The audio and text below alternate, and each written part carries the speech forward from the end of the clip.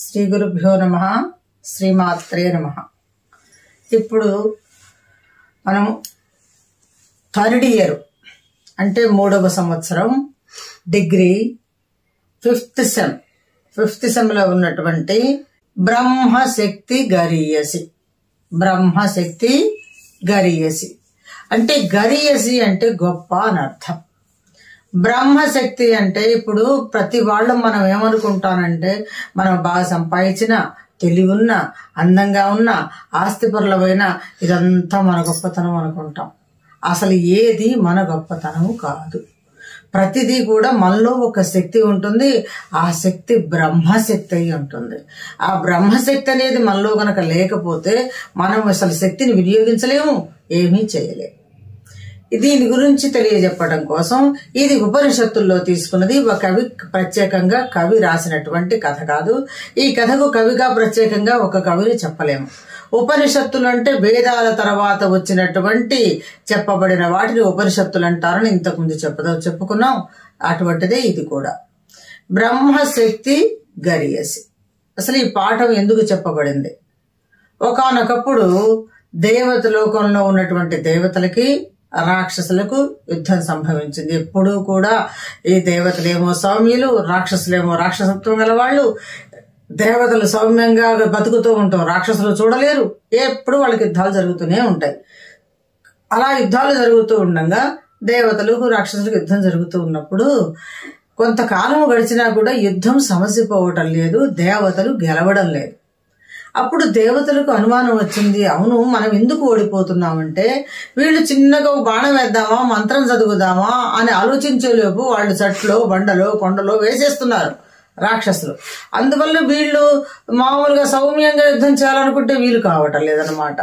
అప్పుడు వాళ్ళు ఏం చేసేది లేక ఒకరోజు పరమేశ్వరుని ప్రార్థిస్తారయ్యా, మేము మంచి కోసం చేస్తున్నాము, ఈ రాక్షసులు దేవలోకం మీద కూడా వచ్చి మొత్తం ఆక్రమించారంటే ఇంకా దైత్యుల పరిపాలన వచ్చిందంటే మొత్తం రాక్షసత్వమే ఉంటుంది.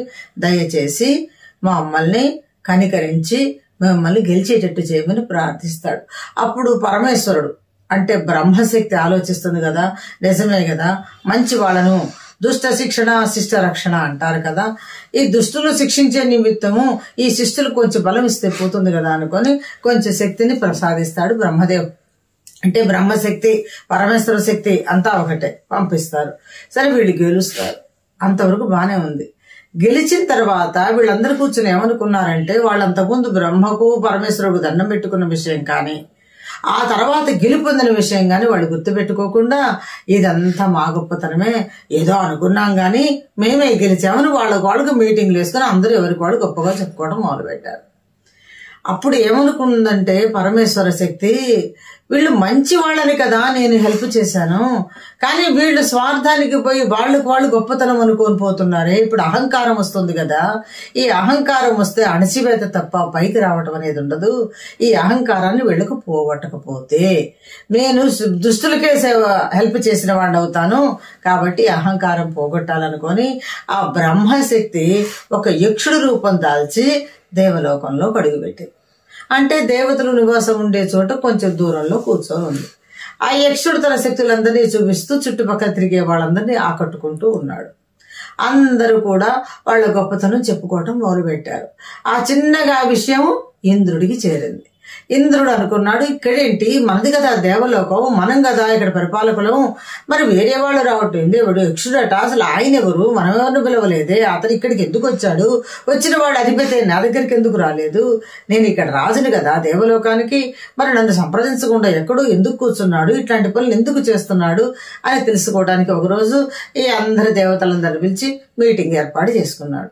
దాంట్లో ఫస్ట్ అగ్నిదేవుడిని పిలిచాట. అగ్నిదేవా, నువ్వు చాలా ఉత్తమోత్తముడివి, శక్తిశాలివి, దేన్నైనా దహించివేయగలవు, సృష్టిలో పుట్టిన ప్రతిదాన్ని, స్థావరాదులను అంటే కొండల్ని, గుట్టలని, చెట్లని, ఆకాశంతో సహా కూడా నువ్వు దహించివేయగలవు కదా. అందుకని నీ శక్తి ఎక్కువ కాబట్టి ఇంతమందిలో కూడా నేను నిన్ను పంపిస్తున్నాను, ముందు పోయి ఆ యక్షుడు ఎవరో తెలుసుకొనిరా. అసలే అగ్ని మండిపోతున్నాడు, గెలవాలనే తపనతో ఉన్నాడు. అవతల వాళ్ళని ఓడించాలనుకున్నాడు. విషయం తెలుసుకొని వచ్చి తన గొప్పతనం నిరూపించుకోవాలనుకొని ఆ వాయు వేగంతో వాయువు కాకపోయినా వాయు వేగంతో ఆ అగ్ని జ్వాలలు చల్లుకుంటూ బయటికి ఊదుకుంటూ ముక్కు పుటాలు ఎగరేసుకుంటూ కళ్ళు ఎర్రగా చేసుకుని స్పీడ్గా బయలుదేరి అక్కడికి వెళ్ళాడు. వెళ్ళి ఆ యక్షుడు ఎక్కడైతే ఉన్నాడో ఒక చోట కూర్చొని ఆయన తపస్సు చేస్తున్నట్టు కూర్చొని అంటే ఎవక్కున ఆయన ముందుకెళ్ళి కొంచెం గట్టిగా అడిగాట, ఎవరు నువ్వు అన్నాడు. అంటే అగ్ని యక్షుణ్ణి అడిగాడు. అప్పుడు యక్షుడు ప్రశాంతంగా కళ్ళు తెరిచి, నువ్వెవరు నాయనా, నన్నెవరని అడుగుతున్నావే, నువ్వు నా దగ్గరకు వచ్చావు, నువ్వు చెప్పు అసలు ముందు నువ్వెవరు అంటే, నేనెవరో నీకు తెలియదా, నన్ను జాతవేదుడు అంటాడు. జాతవేదుడు అంటే పుట్టిన ప్రతి దానిని దహించి వేయగలవాడు. అంటే బతికుండంగానైనా చనిపోయిన తర్వాత అయినా చెట్టుగానైనా పుట్టగానైనా గడ్డిగానైనా దేన్నైనా దహించి వేస్తుంది అగ్ని. కాబట్టి నేను అలా దహించి వేయగలవాడను. నా శక్తి, నా వేడి, నా తపన నీకు ఇంకా నీ దగ్గరకు వచ్చినట్టు నీకు అర్థం కావట్లేదా, నా సెగ నీకు తగలట్లేదా అని అడిగి. అప్పుడు ఆయన అన్నట్ట, ఓహో అట్లాగా, అంత గొప్పవాడువా, నీ గొప్పతనంతో నువ్వేం చేయగలవో చెప్పు అన్నాడు. ఏదైనా తగలబెడతానని చెప్పాను కదా, భూమి నుంచి ఆకాశం దాకా సృష్టిలో పుట్టిన ప్రతిదాన్ని అన్నాడు. ఓహో అంత శక్తి ఉందా, ఏమో నేను అనుకోలేదులే అన్నట్ట. అనేసరికి అగ్నికి కొంచెం కోపం వచ్చింది. ఇంత చెప్తున్నా నా గురించి, నా గొప్పతనాన్ని అతను ఒప్పుకోవటం లేదేంటి అని, ఏం చేయమంటావో చెప్పు, నా గొప్పతనం నిరూపించుకోవాలంటే. అప్పుడు ఆయన ఏం చేశాడంటే ఒక గడ్డి పోచ, అంటే చిన్న స్ట్రా లాంటి ఒక గడ్డి పోచ తీసుకొచ్చి ఆ అగ్నిదేవుడు ముందు పెట్టిన, ఆయన నువ్వేదో కొండల్ని, చెట్లని, గుట్టల్ని, ఆకాశాన్ని తగలబెడతానన్నావు కదా, ఈ ఒక్కదాన్ని తగలబెట్టి చూపిస్తే ఇది చాలు నాకు రుజువు, నేను ఒప్పుకుంటాను, నేను ఎవరో పుణ్యకి చెప్తాను అన్నాడు. అయితే అగ్ని ఫస్ట్ ప్రయత్నం చేశాడు, అది ఏమీ కాల. మళ్ళీ తన శక్తిని కొంచెం పెంచాడు, అప్పటికే తగలబడ. తర్వాత ఉన్న శక్తి మొత్తం, అంటే ఇంకింతకంటే ఏమీ శక్తి లేదు అన్నంత శక్తిని పెంచి లోపల బుగ్గలు పూరించి అగ్నిని ఊది మొత్తం ప్రయత్నం చేశాడు. కానీ ఆ అగ్ని పోచ కదలలేదు, అక్కడి నుంచి తగలబడలేదు. ఇంక అగ్నిదేవుడు ఏం చేశాడు, నా పని అయిపోయింది, నా శక్తి మొత్తం ప్రయోగించిన అక్కడేమి కాల, ఇంకా ఆయన ముందు కూర్చొని నా గొప్పతనం చెప్పుకునే అవకాశం ఇంకా నాకు లేదు అనుకొని తిరిగి వెళ్ళిపోయాడు.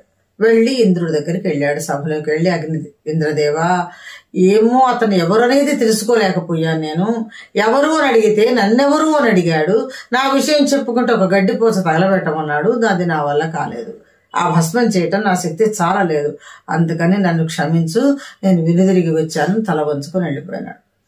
అప్పుడు ఇంద్రుడు మళ్ళీ ఆ సభలో చుట్టూ పరికించి చూశాడు, ఈసారి ఎవరు పంపిద్దామా. అప్పుడు వాయుదేవుడిని పిలిచాడు. అంటే పంపించేవాడు కొంచెం శక్తివంతులై ఉండాలి కదా, వాయుదేవుడిని పిలిచాడు. అప్పుడు వాయువు ఏమనుకున్నాడు, ఇందాక అగ్ని పోయేటప్పుడే నన్ను పిలవలేదే అనుకుంటున్నాడు ఆయన కూర్చొని, ఆ అగ్ని గొప్ప నేను తక్కువ అని కొంచెం బాధలో ఉన్నాడు. ఎప్పుడైతే పిలిచారో, నన్ను కూడా పిలిచారు కదా, చూడు అగ్నికి చేత కాని పనిని నేను చేసి నేను గ్రేట్ అనిపించుకోవాలనుకున్నాడు. అనుకొని సరే మీరు ఏమీ చెప్పక్కర్లేదు, మీరు అగ్నిదేవికి పంపించారు, నేను దానికే వెళ్తాను అని చెప్పి, అసలే వాయువు కదా చాలా వేగంగా వెళ్ళాడు. వెళ్ళి ఇందాక అగ్ని వెళ్ళినట్టు ఆయన ముందు పోయి నిలబడ్డాడు, ఆ యక్షుడు ముందు నిలబడ్డాడు. యక్షుడిని అడిగాడు, ఎవరు నువ్వు. అప్పుడు ఆయన అన్నట్ట, ఏంటయ్యా, ఇందాక ఒక ఆయన వచ్చాడు, నన్నెవరు అని అడిగాడు, ఆయన చాలా గొప్పవాడిని అన్నాడు, అగ్నిని అన్నాడు, తగలబెడతానన్నాడు, చిన్న గడ్డిపోచేస్తే చేతగాకుడు వెనక్కి తిరిగిపోయాడు, మళ్ళీ నువ్వు వచ్చావేంటయ్యా, ఇంతకు నువ్వెవరు అంటే, నేనెవరినో తెలియదా, నన్ను మాతరిస్వ అంటారు. అంటే విశ్వానికి మొత్తాన్ని బతికించు తల్లి లాంటి వాడిని, నేను లేకపోతే ఏ జీవి బతకలేదు, కాబట్టి మాతరిస్వ అని పిలుస్తారు, నేను వాయుదేవుడను. అప్పుడు అంట, అయితే ఏంటయ్యా, ఎందుకు వచ్చావు, అదే అసలు నువ్వెవరో చెప్పవయ్యా, మా ఇంద్రుడు అడుగుతున్నాడు మా రాజు. సరేలే, నువ్వు నీ సంగతి చెప్పు ఫస్ట్, నువ్వెవరు.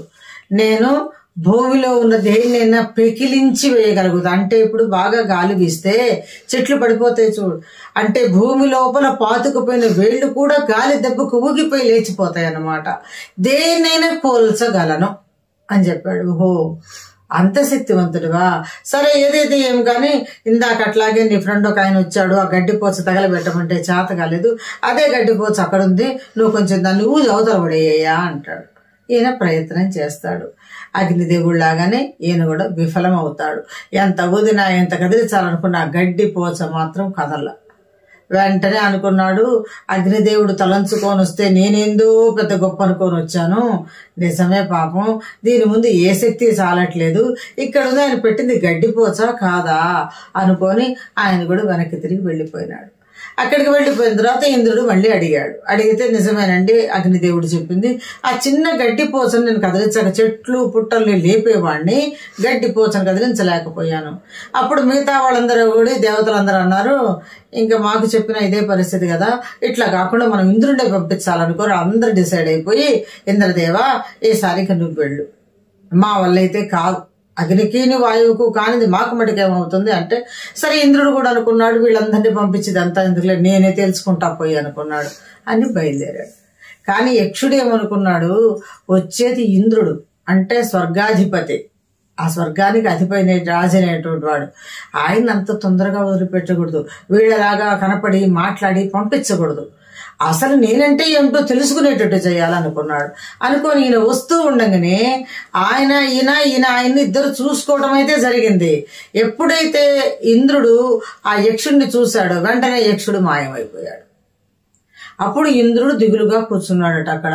అయ్యో, అగ్నిదేవుడు సంభాషించానన్నాడు, వాయుదేవుడు సంభాషించానన్నాడు, నాకు ఆ ప్రాప్తం కూడా రాలేదే, నేనేమనుకున్నా వచ్చేటప్పుడు నేను స్వర్గాధిపతిని కదా, ఇంద్రుడిని కదా, గొప్పవాణ్ణి కదా, స్వర్గం అంతా ఆధీనంలో ఉంది కదా, నేను చాలా గొప్పలు చెప్పుకుందామని బాగా ప్రిపేర్ అయినట్టు వస్తే ఇక్కడ ఈయన ఇట్లా మాయమైపోయాడు అనుకున్నాడు. అనుకొని అడిగాడు అనమాట, ఎట్లా, నేను ఎలా తెలుసుకోవాలా అని అనుకొని వెనక్కి తిరిగి మాత్రం పోలే.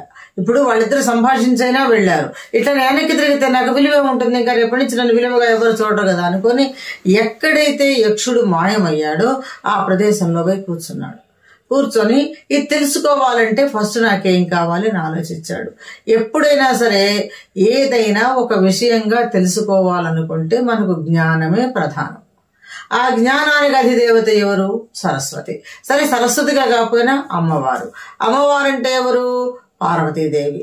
అంటే హైమవతి అని కూడా అంటారు, ఎందుకంటే బంగారం రంగులో ఉంటుంది, బంగారం ధరించి ఉంటుంది, హిమవంతుడు కుమార్తె. ఈ విధంగా హైమవతి. ఒక గిరి యొక్క కుమార్తె అనుకోండి, గిరిజ. జ అంటే జనించినది అని, గిరి నుంచి జనించింది గిరిజ, హైమవంతుడి నుంచి పుట్టింది హైమవతి, శైలము నుంచి పుట్టింది శైలజ, పర్వతము నుంచి పుట్టింది పార్వతి. ఈ ఏదైనా ఒకటే అమ్మవారు అనమాట. అప్పుడు ఆయన అక్కడ కూర్చొని తపస్సు మొదలుపెట్టాడు. తపస్సు మొదలుపెట్టి విద్యాప్రదాత అయినటువంటి బ్రాహ్మీ శక్తిని తెలియజేసేటువంటి సరస్వతీదేవిని ప్రార్థించాడు. ఆమె బయటకు వచ్చేసింది. వచ్చి ఏం కావాలి అని అడిగింది.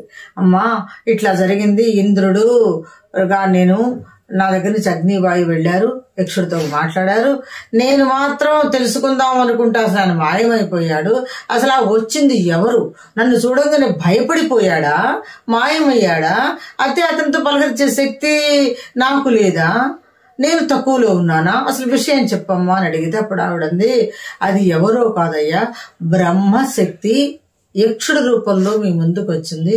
దీనికి కారణం నేను చెప్తాను. అంతకుముందు మీకు యుద్ధం జరిగింది కదా, మీకు రాక్షసులకి.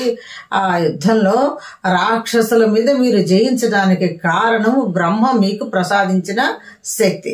కానీ మీరేమనుకున్నారు, ప్రార్థించడం అయితే ప్రార్థించారు పరమేశ్వరుని, శక్తిని అయితే పొందారు, కానీ గెలిచిన తర్వాత మాత్రం మీరే గ్రేట్ అనుకున్నారు. ఎప్పుడూ కూడా అహంభావము అనేది మంచిది కాదు.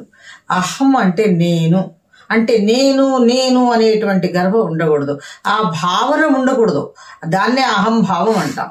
అందుకని అది నీకు తెలియజేయడం కోసం చేశాడు. నువ్వు ఇట్లా కాదు, ఆ శక్తి ఏంటో తెలియాలి అంటే నువ్వు ఇంకా తపస్సు చేయాలా, ఆ జ్ఞానాన్ని, తపస్సు ఎలా చేయాలనే జ్ఞానాన్ని నీకు ప్రసాదిస్తా, నువ్వు తపస్సు చేసుకో. సరే, ఆయన కూర్చొని తపస్సు చేయటం మొదలుపెట్టాడు. తర్వాత బ్రహ్మ ప్రత్యక్షమయ్యాడు. ప్రత్యక్షమయ్యి అగ్ని కంటే వాయువు కంటే నిజంగా స్వర్గాధిపతి లక్షణాలు నీకు ఉంటాన్ని గొప్పగా మెచ్చుకోవచ్చు, ఏంటో తేల్చుకోవాలనుకున్నావు, విషయం ఏంటో తెలుసుకోవాలనుకున్నావు, కాబట్టి నీకు నన్ను మెప్పించిన జ్ఞానాన్ని నువ్వు తీసుకున్నావు, కాబట్టి నీకు బ్రహ్మశక్తి ఇప్పుడు నీలో ఉద్భవించింది. ఇంతవరకు బ్రహ్మశక్తిని పొందిన వాళ్ళు ఎవరు లేరు, వాళ్ళిద్దరూ ఆ శక్తిని చూడగలిగారు. ఎవరెవరు? వాయువు, అగ్ని. చూడగలిగి పునీతులయ్యారు వాళ్ళు. కానీ నువ్వు బ్రహ్మ అంటే ఏమిటో, ఆ శక్తి అంటే ఏమిటో, ఆ శక్తిని రూపంలో కూడా చూసిన వాడివి కాబట్టి అందరికంటే నువ్వు ఉత్తమ జాతికి చెందినవాడిగా అయ్యావు. ఈ ఉత్తమ లక్షణాల వల్లనే స్వర్గాధిపతి అయినావు. అంతకుముందు నీలో ఉన్న లక్షణాలు కాక ఇంకా ఇప్పుడు కొన్ని బయటపడ్డాయి. అందుకని బ్రహ్మశక్తి అనేది ఒకటి ఉంటుంది.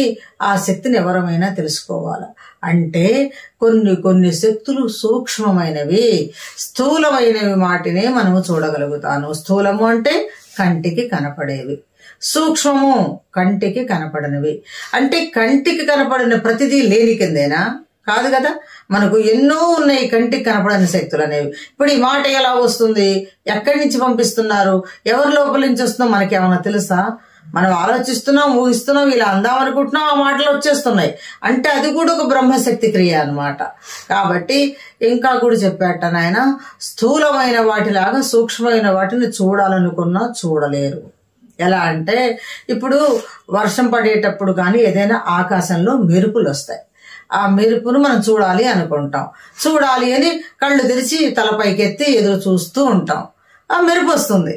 మెరుపు రాగానే ఆ మెరుపు చూడడానికి గబక్కున కళ్ళు మూసేస్తాం. అంటే చూడాలని ప్రయత్నం చేసిన మనము ఆ మెరుపును చూడలేక కళ్ళు మూసుకుంటాం. అంటే కొన్నిటిని చూడాలన్నా చూడలేము. వాటి శక్తి వాటికి ఉంటుంది. మన శక్తితోటి వాటి ఎంత శక్తిలో ఉన్నాయో మనం తెలుసుకోవాలి తప్ప చూడాలనే ప్రయత్నం చేసినా చూడలేము. ఇప్పుడు చూడగలిగావా మెరుపుని? నిమిషంలో కన్ను మూసావు. అంటే ఒక్క సెకండ్ కూడా నువ్వు ఆ మెరుపును చూడలేకపోయావు. పోనీ ఒక సెకండ్ తర్వాత కళ్ళు తెరిస్తే మళ్ళీ ఆ మెరుపు ఉంటుందంటే ఉండదు. వచ్చినప్పుడు చూడలేము, చూస్తే ఉండలేము, చూస్తూ కూడా ఉండలేము. కాబట్టి ఈ శక్తి అనేది మనకు తపశక్తి ద్వారా రావాలి. కాబట్టి ఇప్పుడు బ్రహ్మశక్తి సంపాదించుకున్నావు కాబట్టి ఇప్పటి నుంచి గర్వం అనేది లేకుండా, అహంకారంతో ఉండకుండా, నేనే గొప్పవాడిని, మేమే గొప్పవాళ్ళం అనే భావన రాకుండా మీరు మీ పరిపాలన చేసుకుంటూ బాగా ఉండండి. కాబట్టి ఎప్పుడూ కూడా మన శక్తి కంటే బ్రహ్మశక్తి అనేది ఎప్పుడూ గొప్పదే. గొప్పదే అంటే గరీయసి. అందుకని ఈ పాఠం పేరు బ్రహ్మశక్తి గరీయసి. స్వస్తి.